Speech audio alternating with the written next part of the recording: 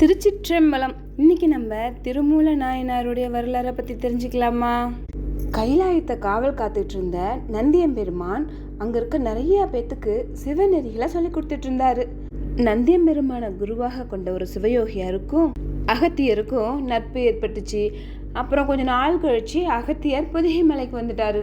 அந்த சிவயோகியாருக்கு அகத்தியரை பார்க்கணுன்னு ஒரு எண்ணம் வந்தது. கொஞ்ச நாள் போய் அகத்தியர் கூட போய் தங்கி இருந்துட்டு வந்துடலாம் அப்படின்னு சொல்லிட்டு கைலாயத்தை விட்டு பொதிகை மலை நோக்கி வந்துட்டு இருக்காங்க. வர வழியில் இருக்க சிவஸ்தலங்கள் எல்லாம் வணங்கிட்டே வராங்க. அப்படி வரும்போது திருக்கேதாரம், பசுபதி நேபாளம், காசி, ஸ்ரீசைலம், திருக்காலத்தி, திருவாலங்காடு போன்ற சிவஸ்தலங்கள் எல்லாம் வணங்கிட்டே காஞ்சிபுரத்துக்கு வராங்க. அங்கே ஏகாம்பரநாதரையும் காமாட்சி அம்மனையும் துதித்து வணங்கிட்டு கொஞ்ச நாள் காஞ்சிபுரத்தில் தங்கி இருந்தார். அப்புறம் அங்கேருந்து கிளம்பி திருவதிக வீரட்டானம் போய் அங்கே வீரட்டானேஸ்வரரை வணங்கிட்டு அங்கேயே கொஞ்ச நாள் தங்கி இருந்துட்டு அங்கேருந்து கிளம்பி சிதம்பரத்துக்கு போகிறார். நடராஜரையும் வணங்கிட்டு திருவாவூர்துறை வராரு. அங்கே வந்து இறைவனை வணங்கும் பொழுது இங்கேயே கொஞ்ச நாள் தங்கி இருக்கணுன்ற எண்ணம் அவருக்கு வருது. ஆனால் நம்ம வந்தது அகத்தியரை பார்க்க தானே, அதனால் நம்ம போய் அகத்தியரை பார்க்கலாம் அப்படின்னு சொல்லிட்டு அங்கேருந்து கிளம்பி போயிட்டுருக்காரு. அவர் போகிற வழியில் ஒரு இடத்துல மாடெல்லாம் அப்படியே கூட்டமாக நின்றுக்கிட்டு அதை ரொம்ப அப்படியே கத்துது, அப்படியே துயரமாக கத்துது. அதை பார்த்த சிவயோகியாருக்கு மனசில் அந்த மாட்டு மேலே கொஞ்சம் கருணை வந்தது. சரி, ஏன் கத்துதுன்னு போய் பார்க்கலாம் அப்படின்னு சொல்லிட்டு அந்த மாட்டுக்கிட்ட போய் பார்த்தா அந்த மாடு மேய்க்கிறவர் பாம்பு கடிச்சு அவர் இறந்துட்டாரு. அந்த மாடு மேய்க்கிறவர் அப்படி இறந்து போய் கிடக்கிறது பார்த்த மாடு ரொம்ப துயரத்தில் அந்த மாடு மேய்க்கிறவரை சுற்றி சுற்றி வந்து மூந்து பார்த்து அப்படி துயரமாக கத்திட்டு இருந்தது. இதை பார்த்த சிவயோகியாருக்கு மனசு ரொம்ப கஷ்டமாக இருந்தது. இந்த மாட்டுடைய துயரை போக்கணும்னா இந்த மாடு மேய்க்கிறவர் உயிரோடு வந்தால் தான் முடியும் அப்படின்னு நினைக்கிறாரு. இந்த சிவயோகியாருக்கு அனிமா முதலியான எல்லா சித்துக்களும் ரொம்ப நல்லா தெரியும். அதனால் அவர் என்ன நினைக்கிறார் அப்படின்னா, எப்படியாவது இந்த மாடு மேய்க்கிறவரை நம்ம உயிரோடு கொண்டு வரணும் அப்படின்னு. அதனால் அவர் என்ன பண்ணுறாருன்னா, ஒரு மறைவான இடத்துக்கு போய் அவர் உடம்பு பத்திரப்படுத்திட்டு அவருக்கு தெரிஞ்ச அந்த பிரகாமியம், அதாவது பிரகாய பிரவேசம் அப்படின்னு சொல்கிற அந்த சித்து மூலயமா இப்போ அந்த மாடு மேய்க்கிறவருடைய உடம்புக்குள்ளே வந்துட்டார். அந்த மாடு மேய்க்கிறவருடைய பேர் தான் மூலன். இப்போ இந்த சிவயோகியார் அந்த மூலனுடைய உடம்புக்குள்ளே வந்ததுனால திருமூலன் அப்படின்னு ஆயிட்டார். இப்போ மாடு மேய்க்கிறவங்க உயிரோட வந்த உடனே அந்த மாடெல்லாம் ரொம்ப சந்தோஷப்படுது, துள்ளி குதிக்குது, போய் நக்கி நக்கி அவ்வளோ ஆனந்தப்படுது. அப்புறம் அந்த திருமூலர் என்ன பண்ணுறாருன்னா, மாட்டெல்லாம் நல்ல இடத்துல நல்லா மேய விட்டுட்டு நல்ல தண்ணி, சுத்தமான தண்ணியாக பார்த்து குடிக்க வைக்கிறாரு. சாயங்காலம் ஆன உடனே மாடு வழக்கம் போல் அவங்க வீட்டு பார்த்து நடக்க ஆரம்பிச்சிருச்சு. மாட்டுக்கு பின்னாடியே இப்போ திருமூலரும் போகிறாரு. ஒவ்வொரு மாடும் அவங்கவுங்க வீட்டுக்கு போய் சேர்ந்துருச்சு.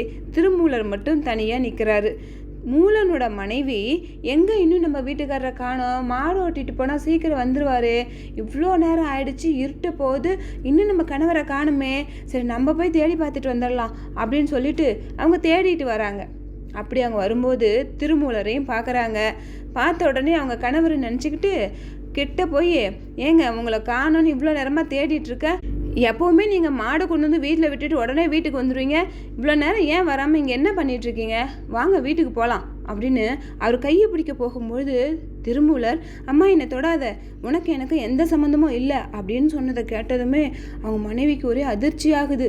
ஏன்னா மூலனோட மனைவிக்கு குழந்தையும் இல்லை, சொந்த பந்தம் யாரும் இல்லை, மூலன் மட்டும்தான் அவங்களுக்கு.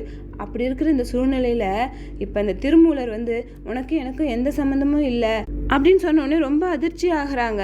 அப்புறம் பிடிவாதமாக கூப்பிட்டாலும் திருமூலர், அம்மா நான் தான் சொல்லிட்டேல்ல உனக்கு எனக்கு எந்த சம்மந்தம் இல்லைன்னு, நீ போமா வீட்டுக்கு அப்படின்னு சொல்லிட்டு அவர் பக்கத்தில் இருக்கிற மடத்தில் போய் உட்காந்து சிவயோகத்தில் அமர்ந்து இருக்கிறாரு.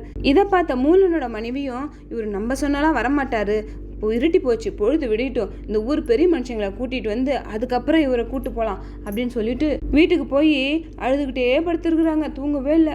இப்படா பொழுது விடியுன்னு பார்த்துட்டு பொழுது விடிஞ்ச உடனே அந்த ஊர் பெரிய மனுஷங்கள்கிட்டலாம் போய், இது மாதிரி என் கணவர் நேற்று மாடு ஓட்டிகிட்டு போன இடத்துல என்னாச்சோ தெரில, பித்து பிடிச்சிக்கிச்சான்னு தெரில, சாயங்காலம் நான் போய் அவரை காணன்னு போய் தேடினா அவராக ஒரு இடத்துல நின்றுட்டுருக்கிறாரு, நான் வாங்க வீட்டுக்கு போகலான்னு சொல்லி கூப்பிடும்போது உனக்கு எனக்கும் எந்த சம்மந்தம் இல்லைன்னு வேற சொல்கிறாரு, எனக்கு என்னன்னு தெரியல, நீங்கள்லாம் என் கூட கொஞ்சம் வந்து அவருக்கு நல்ல புத்திமதி சொல்லி என் கூட அமுச்சு வைங்க அப்படின்னு அந்த ஊர் பெரியவங்கெல்லாம் கூப்பிட்டுக்கிட்டு அந்த மடத்துக்கு போகிறாங்க. அந்த ஊர் பெரியவங்கெல்லாம் அந்த மடத்துக்கு போய் பார்த்தா அங்கே திருமூலர் சிவயோகத்தில் அமர்ந்திருக்காரு.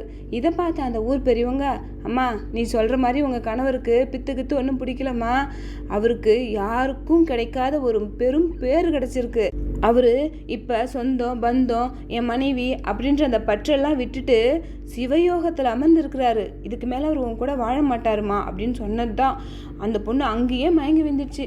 அப்புறம் அந்த ஊர் பெரியவங்கெல்லாம் அந்த பொண்ணை கொஞ்சம் அப்படியே மயக்கம் தெளிய வச்சு ஏதோ சொல்லி தேத்தி கூட்டிகிட்டு போயிடுறாங்க. அப்புறம் திருமூலரும் சரி இனிமேல் நம்ம இங்கே இருக்க வேண்டாம், நம்ம உடம்புக்குள்ளேயே போயிடலாம் அப்படின்னு சொல்லிட்டு அங்கேருந்து கிளம்பி போகிறாங்க. அங்கேருந்து போய் பார்த்தா அவர் உடம்பு மறைச்சி வச்சிருந்த இடத்துல அந்த உடம்ப காணோம். உடனே திருமூலர், நம்ம எங்கே தானே நேற்று மறைச்சி வச்சுட்டு போனோம், இப்போ எங்கே போச்சு காணமே, சரி நம்ம சிவநிஷ்டையில் அமர்ந்து என்ன விஷயம்னு கண்டுபிடிக்கலாம் அப்படின்னு சொல்லிட்டு ஒரு இடத்துல உட்காந்து அப்படியே சிவநிஷ்டையில் இருக்கும் பொழுது சிவபெருமான் சிவ ஆகமத்தின் உட்பொருளை தமிழில் நம்ம மூலியமா சொல்லணும்னு நினைக்கிறாரு. சரி சிவபெருமானுடைய ஆசையை நம்ம நிறைவேற்றலாம் அப்படின்னு சொல்லிட்டு அந்த மூலனுடைய உடம்புலயே இருக்கிறாரு. அந்த மூலனுடைய ஊர் சாத்தனூர். அப்புறம் அந்த சாத்தனூர்லேருந்து கிளம்பி நேராக திருவாவடுதுறைக்கே வர்றாரு. திருவாவடுதுறைக்கு வந்து இறைவனை வணங்கிட்டு கோவிலோட மதில் சுவரை ஒட்டி ஒரு அரச மரம் இருந்தது. அந்த அரச மரத்துக்கு அடியில் அமர்ந்து சிவராஜ யோக நிஷ்டையில் இருந்து இதய கமலத்தில் எழுந்தருளிய இறைவருடன் இரண்டர கூடி ஒன்றி துதித்து திகழ்ந்தார். உலகத்தார் பிறவி துன்பம் என்னும் விஷ தொடர்பிலிருந்து நீங்கி உய்யும் பொருட்டு சரியை கிரியை யோகம் ஞானம் முதலிய 4 நெறிகளையும் விரித்து காட்டும் திருமந்திர மாலையை ஆண்டுக்கு ஒரு மந்திர பாடலாக பாடத் துவங்கினார்.